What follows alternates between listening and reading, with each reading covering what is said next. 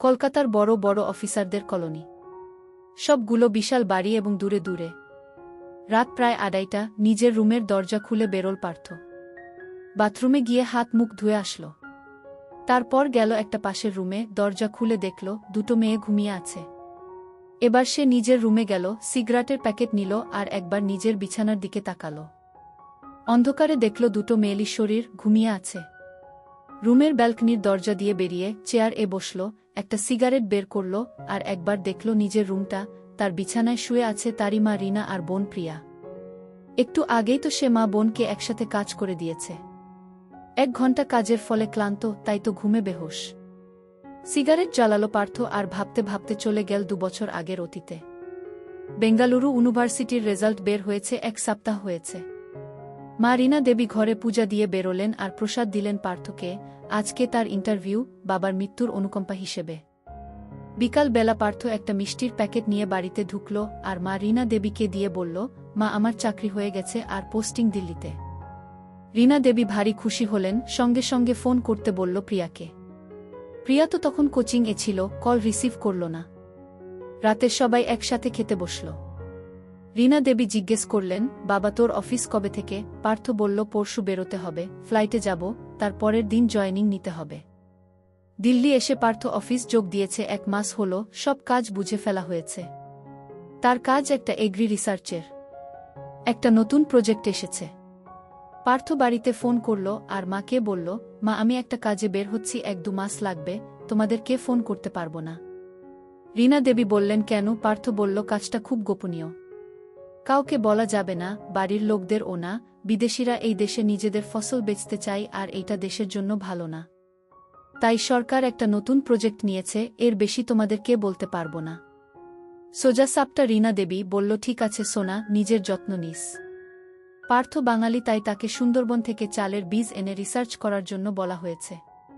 কলকাতা হয়ে আমি আসলাম সুন্দরবনে। রিসার্চ শুরু করলাম। একদিন একটা গ্রামে যাচ্ছি, নৌজাহাজ পুরো দমে চলছে। একটা জায়গায় স্পিড কম হয়ে গেল, দেখলাম একটা নৌকা আসছে জাহাজের দিকে। নৌকা আসলে নৌকার থেকে 2টা লোক কিছু জিনিস জাহাজের ড্রাইভারকে দিল আর কিছু জিনিস নিয়ে চলে গেল। আমি অবাক হয়ে গেলাম আর ড্রাইভারকে বললাম, ব্যাপার কি? ড্রাইভার বলল, ওই দিকে কয়টা চর গ্রাম আছে, সেখানে 4-5টা গ্রাম, খুব বেশি হলে 200-300 লোক হবে। তারা লোকেদের সঙ্গে কম মেলামেশা করে, ওই চরের জঙ্গল থেকে মধু আর জারি বুটি এনে আমাদেরকে দেয় আর এর বদলে জামা কাপড়, তেল সাবান এইসব নেয়। ওদের মধু কলকাতায় খুব দামে বিক্রি হয়, আমাদের ভালোই লাভ হয়ে। আরও বলল, ওদের ধান খুব ভালো, একবার এমনি এমনি দিয়েছিল 100 গ্রাম চালের ভাত, কলকাতার 300 গ্রামের চালের সমান, আর কি সুন্দর সেন্ট। আমি ড্রাইভারকে বললাম ওখানে যাওয়ার জোগাড় করে দিতে। 2 দিন পর ড্রাইভার ফোন করে বলল, কালকে রেডি থাকতে, ওরা আসবে। সময় মতো ওরা আসলো, আমি ওদের সঙ্গে কথা বললাম। প্রথমে না করলে ও পরে রাজি হয়ে গেল। আমি ড্রাইভারকে থ্যাংক ইউ বলে ওদের সঙ্গে চলে আসলাম। কারেন্ট নেই, মোবাইল কানেকশন নেই, টিভি রেডিও নেই, মনে হলো আদিম যুগের দেশ। মনে মনে বললাম, খুব দরকার ছাড়া ল্যাপটপ চালানো যাবে না। যার সঙ্গে আসলাম সে তার বাড়িতে একটা একদম আলাদা ঘরে থাকতে দিল, ওনাদের ঘর থেকে একটু দূরে। সন্ধ্যাবেলায় গ্রামের সবাই আসলো আমার সাথে দেখা করতে। কি জানি, আমার কথায় ওনারা রাজি হয়ে গেলেন আর বললেন যে সব গ্রামের থেকে আমাকে ধান দেবে রিসার্চ করতে। রাত 9টার মধ্যে খাবার খাওয়া শেষ আর সবাই ঘুমাতে চলে গেল। আমি টাউনের ছেলে, দেরি করে ঘুমাই। 12টা নাগাদ একটা সিগারেট খেতে বাইরে আসলাম। হাঁটতে হাঁটতে ওনাদের উঠানে চলে আসলাম, 3 দিকে ঘর আর মাঝখানে উঠান। আসার সঙ্গে সঙ্গে শব্দ পেলাম, এত ঠাকুর ডুবানোর শব্দ। মনে মনে বললাম, এত জোরে পাশের ঘরের সবাই শুনবে। ঠিক তখনই খেয়াল করলাম 3টে ঘরেই কাজ চলছে। ভাবলাম একটু লাইভ দেখি, আর ঘরের কাছে গিয়ে ফুটো খুঁজছি। এমন সময় ভিতর থেকে বলা কথা শুনলাম, মেয়েটা বলছে, বাবা জোরে। লোকটা বলল, হরে আমার ঢেমসি মাইজা। আমি কি করব না বুঝে এসে শুয়ে পড়লাম।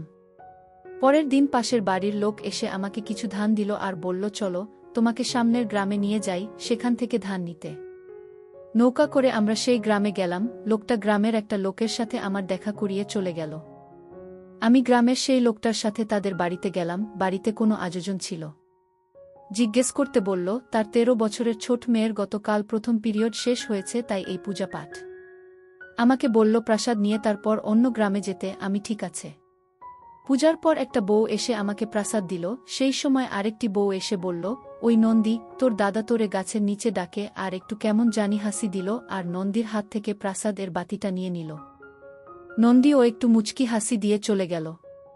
প্রাসাদটা খাওয়া হবার পর লোকটা বলল, আমি ধানটা বের করি, ততক্ষণ তুমি গ্রামটা একটু ঘুরে আসো। সেই মতো আমি বাড়ি থেকে বেরিয়ে একটু আগে গেলাম আর একটা সিগারেট জ্বালালাম। ফেরার সময় ভাবলাম একটু ফ্রেশ হয়ে নেই আর একটু জঙ্গলের দিকে গেলাম। ওখানে গিয়ে সামনে দেখেই আমি অবাক, ওই নন্দী আর তার দাদা ঠাকুর ডুবাচ্ছে, বউটা হাত দিয়ে গাছে ভার দিয়ে আছে। সেই অবস্থায় কাজ চলছে। ওরা এত ব্যস্ত ছিল যে আমাকে দেখল না। আমি ফটাফ চলে আসলাম আর লোকটার থেকে ধান নিলাম। আমি জিজ্ঞেস করলাম, আরও কোনো গ্রামে যাওয়া যায়? সে বলল, না, আর কোনো গ্রামে ধানের বীজ রাখে না, ওরা পাটের বীজ রাখে। পাট আমার রিসার্চ না, তাই জোর করলাম না। এরপর লোকটা বলল, চলো আমাদের গ্রামের মন্দির। না, করতে পারলাম না। নৌকা করে পাশের চড়ে গেলাম, মন্দিরে গেলাম, ঢুকে অবাক, কোনো মূর্তি নেই। লোকটা বলল, আমরা ঠাকুর দেবতা মানি, কিন্তু কোনো ঠাকুরকে পূজা করি না। দেখলাম একটা কোনো পুরানো চামড়ার বইয়ের মতো কিছু আসনে রাখা আছে। ফুল মালা দেওয়া, মানে সেটা পূজা করা হয়। এর মধ্যেই পুরোহিত বা মন্দিরের প্রধান আসলো। আমি বললাম, চলো এবার ফেরা যাক। লোকটা বলল, এইবার এই চোরের লোকেরা যাবে, তুমি তাদের সঙ্গে যাবে। কি করব, থেকে গেলাম। পুরোহিত আমাকে তাদের বাড়িতে নিয়ে গেল। রাত হলো, আমি নিজের ঘরটাতে গেলাম। ঘুম নেই। ঘর থেকে বেরোলাম, গেলাম একটা ঘরের সামনে, সেই একই, প্রতি ঘরে কাজ চলছে। আজকে হাতের কাজ করতে হবেই। গেলাম নিজের রুমে, ল্যাপটপ চালু করলাম। কলিগের দেওয়া ফোল্ডারটা ওপেন করলাম, তারপর হেডফোন লাগলাম আর ফুল সাউন্ড দিলাম। ল্যাপটপ রাখলাম বিছানার সাইডে অ্যান্ড অ্যাক্সেট হয়ে গেলাম। ফুল রেডি হাতের কাজ করার জন্য। ফোল্ডারের ভিতরে একটা ফ্যান্টাসি ফোল্ডার ছিল, ওখান থেকে একটা ভিডিও চালু করলাম। সেই ভিডিওটা মা ছেলে নিয়েছিল। ভিডিওর মতো নিজের মাকে নিয়ে কল্পনা করতে লাগলাম। হঠাৎ ব্যাটারি শেষ, ল্যাপটপ বন্ধ হয়ে গেল। হাতের কাজ কমপ্লিট হলো না। নিজেকে বকা দিলাম মায়ের নাম নেওয়ার জন্য আর মার কাছে ক্ষমা চেয়ে শুয়ে পড়লাম। পরের দিন একটু দেরি করে ঘুম ভাঙল, দেখি বাড়িতে শুধু পুরোহিতের স্ত্রী আর ছেলে। ছেলেকে মা বলল, তোর বাবা তোর পিসিকে নিয়ে পিসির শ্বশুর বাড়ি গেছে, তুই গিয়ে জমিতে যা। ছেলে ঠিক আছে বলে চলে গেল। বাড়িতে আমি আর সেই মহিলা একা। মহিলা খুব সুন্দর ছিল। আমি ঠাকুর ডুবানোর জন্য একদম পাগল হয়েছিলাম। মহিলাটি হয়তো আমার অবস্থা বুঝে গিয়েছিল। একটু পরে মহিলাটি আমার কাছে আসলো আর বলল, বাবু আমাকে কাজ করে দাও, তুমি শান্ত হয়ে যাবে। তোমার যা অবস্থা এখন, কোনো মেয়েকে না পেলে তুমি ছাগলকে দিয়ে কাজ মিটাবে। আমি সঙ্গে সঙ্গে ঘরে নিয়ে কাজ শুরু করলাম। কাজ শেষে আমি ঘর থেকে বেরোলাম। একটু পরে বউটা ও নিজেকে পরিষ্কার করে ঘর থেকে বেরোলো। আমি বউটাকে কিছু টাকা দিতে গেলাম। বউটা বলল, আমরা একাজ আনন্দের জন্য করি। আমি বলে ফেললাম, এতই আনন্দ যে সম্পর্ক মনে থাকে না, বাবা মেয়ে ভাই বোন। বউটা হঠাৎ রেগে গেল আর বলল, কেন, তুই কি নিজে ধোয়া তুলসী পাতারে হারামি? কালকে রাত্রে মায়ের নামে হাতের কাজ করছিলি, আর কি বলছিলি, মা তুমি কত সুন্দর? আমি চুপ হয়ে গেলাম। বউটা বলল, ভাবছিস আমি কেমনে জানি? আমি রাতে কাজ করিয়ে নেওয়ার পর ধুয়ে এসে দরজা বন্ধ করছি, এই সময় তুই উঠোনে আসলি। একটু পাশের ঘরে কান দিলি আর কিছুক্ষণ পরে চলে গেলি। তুই ঘরে ঢুকতেই আমি শাড়ি পরে তোর ঘরের সামনে আসলাম। কিছু খুশুর খুশুর আওয়াজ আসছিল আর একটু অন্যরকম আলো। আমি ভাবলাম হয়তো কিছু প্রয়োজন, তাই এসেছিলি। আমি যেই ঘুরলাম, তুই তোর মায়ের নামে শুরু করলি। আমি হঠাৎ করে বলে ফেললাম, বৌদি কালকে তোমাকে কে কাজ? পুরোটা বলার আগেই বৌদি বলল, আমার ছেলে আমাকে, ওর বাবা ওর পিসিকে কাজ করে দিয়েছে। আমি বললাম, তোমরা মা ছেলে ভাই বোন বাবা মেয়ে নিজেদের মধ্যে কেন কাজ করো? গ্রামের লোকদের সঙ্গে তো কাজ করতে পারো। বৌদি বলল, আমরা শাপিত, এই আশেপাশের গ্রামের সবাই একই বংশের। আমাদের এক পূর্বপুরুষকে এক ঋষি মুনি শাপ দিয়েছিল যে তোর বংশের সম্পর্ক থাকবে না, সবাই নিজেদের মধ্যে ঠাকুর ডুবাবে। আমি বললাম, এই শাপের থেকে মুক্তির উপায় কি? বৌদি বলল, এই শাপেই আমাদের মুক্তি লেখা আছে। কোনো ছেলে নিজের মা আর বোনকে পিয়াতি বানাবে একই বছরে আর 2টা মেয়ে হবে, তখন এই শাপ মোচন হবে আমাদের বংশ থেকে। আমি বললাম, নিজেদের মধ্যে ঠাকুর ডুবানোর জন্য এত বড় গল্প? বৌদি আমাকে হাত ধরে নিয়ে মন্দিরে নিয়ে গেল আর ওই চামড়ার বইটা দিয়ে বলল, পড়ো কি লেখা আছে। সত্যি পুরো বইটাতে শাপের পুরো ঘটনা লেখা ছিল। কে দিয়েছে, কাকে দিয়েছে, কেন দিয়েছে, কখন দিয়েছে, সব। এইবার বৌদি আরেকটা বই দিল, সেটাতে সাপের মুক্তি লেখা ছিল। বৌদি যা যা বলছিল তাই লেখা ছিল, শুধু একটা জিনিস বেশি ছিল যে ছেলের বাবা কোনো অন্য বংশের হতে হবে আর মা এই বংশের, আর এই সাপ নিজের মুক্তিকে নিজেই আনবে। এটা পড়তেই আমি কেঁপে উঠলাম। আমি এই গ্রামের না, আমি নিজেই এসেছি এই গ্রামে। এটা যদি ওরা জেনে যায় তাহলে আমাকে আটকে রাখবে নিজেদের মুক্তির জন্য। ভয়ে আমি ঘেমে গেলাম। বাকিটা ঠিকমতো পড়তে পারলাম না। পকেট থেকে পার্স বের করে মা বাবার ফটোটা দেখতে লাগলাম। মন্দির থেকে বেরোনোর সময় দরজায় ঠোকর লেগে পার্স আমার থেকে ছিটকে বৌদির কাছে গিয়ে পড়ল। বৌদি পার্সটা উঠালো আর আমার বাবা মায়ের ফটো দেখে কাঁদতে লাগল। আমি তো অবাক। বৌদি বলল, এরা কে? আমি বললাম, আমার মা আর বাবা। বৌদি বলল, ফটোর মহিলাটি তার বোন, হারিয়ে গেছিল, আর লোকটি মানে আমার বাবা অনেক বছর আগে এই চোরে এসেছিল। এটা শোনা মাত্রই আমি আবার কেঁপে গেলাম। বইয়ের কথা অনুযায়ী আমি এই সাপকে মোচন করব। মানে আমি আমার নিজের মাকে আর বোনকে কাজ করে দেব। সারা রাত ঘুম হলো না। বইয়ের কথা মাথায় ঘুরতে লাগলো আর সেই চিন্তা মাথায় নিয়ে দিল্লি চলে আসলাম। বসকে ধানের নমুনা দেখালাম আর ল্যাবে পাঠিয়ে দিলাম। 2 দিন পর ল্যাব থেকে রিপোর্ট আসলো, এটা খুব ভালো জাতের ধান, লবণ জলেও খুব ধান হয়। আমার প্রমোশন হলো। বাড়িতে ফোন করলাম, মাকে বললাম। মা তো শুনে খুব খুশি। বোন বলল সে JNU-তে ফরেন ল্যাঙ্গুয়েজ কোর্স এ চান্স পেয়েছে। মা বলল দিল্লিতে একটা ঘর ঠিক করতে, কারণ আমরা 2 ভাই বোন দিল্লিতে থাকব আর মা একা বাংলোর থাকতে পারবে না। আমার মাথায় সারা দিন সেই বইটার কথা ঘুরত, তাই বাহানা দিছিলাম। কিন্তু মায়ের পিড়াপিড়িতে একটা ঘর ঠিক করলাম আর মা বোনকে দিল্লি নিয়ে আসলাম। বোন এডমিশন নিল আর সারা দিন ইউনিভার্সিটি অ্যান্ড ফ্রেন্ডসদের সাথে আড্ডা মারা শুরু করল, এই বয়সে যা হয়। মা ঘরটা গুছিয়ে নিল আর আমি সারা দিন অফিস আর বাড়িতে নিজের রুমে, কারণ সে বই। এই নিয়ে 1.5 মাস পর হয়ে গেল। এক রাতে একটি স্বপ্ন দেখলাম। এক সাধু এসে আমাকে বলল, সাপের থেকে মুক্তির সময় এসে গেছে, তৈরি হও। আমি বললাম, সে তো আমার মা বোন। কিভাবে? সাধু বলল, এই কথা, আমি তোর মাথা থেকে বইয়ের কথা মিটিয়ে দিলাম আর মায়ের প্রতি দুর্বলতা তোর মনে ঢুকিয়ে দিলাম। এই কথা সাপ থেকে মুক্তির পর তুই মনে করতে পারবি, তার আগে না। আমার ঘুম ভেঙে গেল। শুধু এতটুকু মনে পড়ল, কি ভয়াবহ স্বপ্ন ছিল। জল খেয়ে শুয়ে পারলাম, কখন ঘুমিয়ে পড়লাম টের পেলাম না। তারপর দিন ঘুম থেকে উঠলাম একদম ফ্রেশ। নাস্তা করে 11টা নাগাদ অফিস গেলাম আর কলিগদের সাথে আড্ডা মেরে রাত 10টায় ফিরলাম। এইভাবে 1 সপ্তাহ কাটল। মা বলল, আমার এখানে ভালো লাগছে না, তোরা ভাই বোনে সকাল বেলা বাড়ে আর ফিরিস সেই রাত হলে। আমি একদম বোর হয়ে যাই, কাউকে চিনি না জানি না, আর সবাই হিন্দি কথা বলে, আমি কিছু বুঝি না। তুই তো 1-8 দিন তাড়াতাড়ি আসতে পারিস, একটু গল্প করব, তোর অফিসের গল্প শুনব। রবিবার একটা মেইল আসলো, সোমবার একটা জরুরি মিটিং আছে। সোমবার তাড়াতাড়ি অফিস গেলাম আর মিটিং অ্যাটেন্ড করলাম।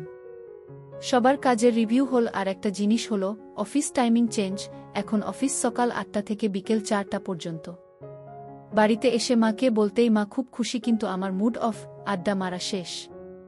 অফিস থেকে এসে বাড়িতে টিভি দেখতে লাগলাম মার সাথে বসে বসে। একদিন মা বলল, আজকে কিছু বাড়ির জিনিস কিনতে হবে, তাই মাকে নিয়ে মার্কেট গেলাম। সব জিনিস কেনাকাটা হওয়ার পর আমি পেমেন্ট করে মাকে নিয়ে নিজের গাড়ির দিকে আসছি। আজকে নিজেকে খুব গর্বিত মনে হচ্ছিল, কারণ আমি প্রথম বাড়ির জিনিস নিজের পয়সা দিয়ে কিনেছি, তো মার সাথে একসাথে হাঁটছি যেন বয়ফ্রেন্ড অ্যান্ড গার্লফ্রেন্ড। সাথে বাজারের মেয়েরা বলছিল কি সুন্দর কাপল।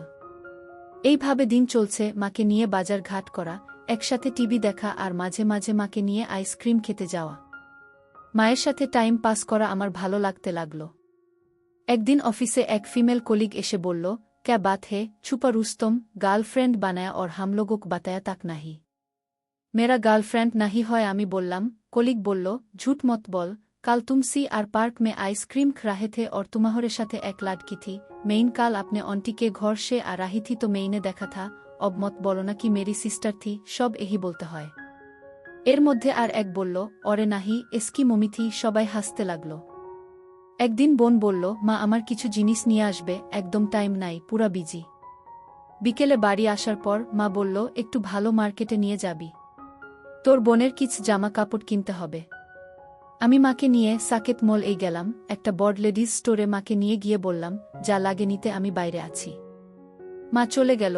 আমি কাউন্টারের সামনে আসতেই স্টাফ বলল, স্যার আপ मैडम के लिए कुछ गिफ्ट ले लीजिए, मैडम सरप्राइज देना। सामने हमारा स्टोर হয় কাপল গিফট। আমারও ইচ্ছা ছিল মাকে একটা গিফট দেওয়ার, তাই ওই স্টারে গেলাম। স্টাফ বলল, গার্লফ্রেন্ড। আমি কিছু বলার আগেই আমাকে একটা সেকশনের দিকে ইশারা করল। সেকশনের নাম ছিল হাসব্যান্ড অ্যান্ড ওয়াইফ। ওখান গিয়ে কি নিব ভেবে ঠিক করতে পারছি না। তারপর একটা সুন্দর হালকা লালচে গোলাপি রঙের নাইট ড্রেস পেলাম। সেটা নিয়ে এলাম। মার ও কেনাকাটা শেষ। গাড়িতে মা জিজ্ঞেস করল, তুই কি কিনেছিস? আমি বললাম, তোমার জন্য গিফট। মা বলল, দেখা। আমি বললাম, বাড়ি চলো। বোনের কাপড় ওর রুমে রেখে মা বলল, আমার গিফট। আমি দিতেই মা ফটাফট প্যাকেটটা খুলে ফেল। আমি বললাম, পছন্দ হয়েছে? তুমি পরবে তো? মা বলল, যেদিন আমি সবচেয়ে খুশি হব সেই দিন তোর এই গিফটটা পরব। আস্তে আস্তে মাকে আমি ভালোবাসতে লাগলাম। ভাবতাম মা যদি আমার গার্লফ্রেন্ড হয়। ধীরে ধীরে মাকে পটানোর চেষ্টা করতে লাগলাম। মা আমার সাথে মিশছে, গল্প করছে, কিন্তু ফ্রি হচ্ছে না। মাকে ফ্রি করতেই হবে, কিন্তু কিভাবে? আমার কল্পনার আনাচে কানাচে শুধু আমার মা। রাতের স্বপ্নে মা হাসি দিয়ে চলে যায়। একদিন সকাল বেলা অফিস যাওয়ার আগে কিছু বলতে মার রুমের দিকে গেলাম। দরজাতে ধাক্কা দিতেই খুলে গেছে। মা আবজা কারো লাগিয়েছিল। আমরা সচরাচর মার রুমে যাই না। মাকে দেখে আমি অবাক। একটা সাদা তোয়ালে দিয়ে ঢেকে রেখেছে। ভেজা চুল থেকে টপ টপ করে জলের ফোঁটা পড়ছে। আমি ফট করে দরজা বন্ধ করে অফিস চলে আসলাম। কিন্তু কাজে কি মন বসে। সদ্য স্নান করা ভিজা শরীর চোখের সামনে ভাসছে। বিকেলে বাড়িতে আসতেই মা বলল, কলিং বেলটা খারাপ হয়ে গেছে, ঠিক করাতে হবে। আমি বললাম যে কোনো মিস্ত্রি ডাকা যাবে না, বিশ্বস্ত লোক চাই। রবিবার ছুটি আছে, সেই দিন ঠিক করিয়ে নিব। আর বোন বলল, সবার কাছে তো একটা করে চাবি আছে, কোনো টেনশন নেই। কি দাদা? আমি বললাম, একদম ঠিক। রাতে শুয়ে শুয়ে মার কথা চিন্তা করতে লাগলাম। তারপর দিন অফিস গেলাম। পিয়ন বলল, স্যার, আপনার কেবিনে একটা লোক অপেক্ষা করছে। কেবিনে গিয়ে লোকটাকে হ্যালো বললাম। লোকটা নিজের পরিচয় দিল। সে একটা ইন্স্যুরেন্স কোম্পানির লোক। আমি আসার কারণ জিজ্ঞেস করতে সে বলল, তোমার বাবার একটা পলিসি ছিল, সেটা ম্যাচুর হয়ে গেছে, কিন্তু কোম্পানির মনে হচ্ছে পলিসিতে একটা ভুল আছে। সেটা আছে কি না কনফার্ম করতে এসেছে। আমি বললাম, ইন্স্যুরেন্স কোম্পানি কাস্টমার ফোকাসড কবেই থেকে হলো? লোকটি বলল, স্যার, আপনারটা স্পেশাল কেস। আমি বললাম, মানে? সে বলল, আমাদের কারেন্ট সিইও যখন কোম্পানি জয়েনও করে, সে একটা পালসি এজেন্ট ছিল, আর সে নিজের কাস্টমারদের পালসি নিজে মনিটর করে, আর তোমার বাবা তার ফার্স্ট কাস্টমার ছিল। সে বলল, পলিসিতে তোমার মা নমিনি, আর তার এইজ মনে হয় ভুল এন্ট্রি হয়েছে। ফাইল হিসাবে তার বয়স ৩৮। বয়স শুনে আমিও অবাক। সেটা কনফার্ম করতে আধার কার্ড লাগবে। যদি ভুল এন্ট্রি হয় তাহলে ক্লিয়ারনেসে করার আগে ঠিক হয়ে যাবে। সিইও নিজে মনিটর করে তো। আমি বললাম, ঠিক আছে, কালকে এসো, আমি আধার কার্ডের একটা কপি দিয়ে দিব। রাতে খাবার খেতে খেতে মাকে বললাম, তোমার আধার কার্ডটা দিও। মা বলল, কেন? আমি বললাম, একটা পলিসিতে লাগবে। পুরো ব্যাপারটা বললাম না। মা শোবার আগে নিজের সব কাগজ দিয়ে বলল, এগুলি এখন সামলা, আমি তো এত বুঝি না। পরদিন অফিসের জন্য বেরিয়েছি। অর্ধেক রাস্তায় লোকটি ফোন করল, স্যার, কার্ডটা নিয়ে আসবেন, ভুলবেন না। জোর করে একটা ব্রেক মারলাম। যা, কার্ডটা তো নেইনি, আনতে বাড়ির জন্য ফিরত নিলাম। বাড়ি এসে কল বেল বাজাতে গেলাম। মনে পড়ল বেল তো খারাপ। ব্যাগ থেকে চাবি নিয়ে দরজা খুলে ঢুকলাম। বাড়িতে কোনো আওয়াজ নেই। আমি রুমের দিকে গেলাম। কমন বাথরুম থেকে ফ্ল্যাশের শব্দ এলো। বোনকে তো আমি অটোতে বসিয়েছিলাম অফিস যাওয়ার সময়। মানে মা বাথরুমে। আমি ফটাফট মোবাইলটা সাইলেন্ট করে দিলাম। মাকে একসেট দেখতে ইচ্ছা করছে। 2 মিনিট অপেক্ষা করলাম, মা বেরোল না। কি হলে চোখ রাখলাম। যা দেখলাম তাতে আমার জ্ঞান হারাবার অবস্থা হলো। নিজেকে আর কন্ট্রোল করা যাচ্ছে না। ঠিক করে ফেললাম, এখনই মায়ের পুকুরে ঠাকুর ডুবাবো।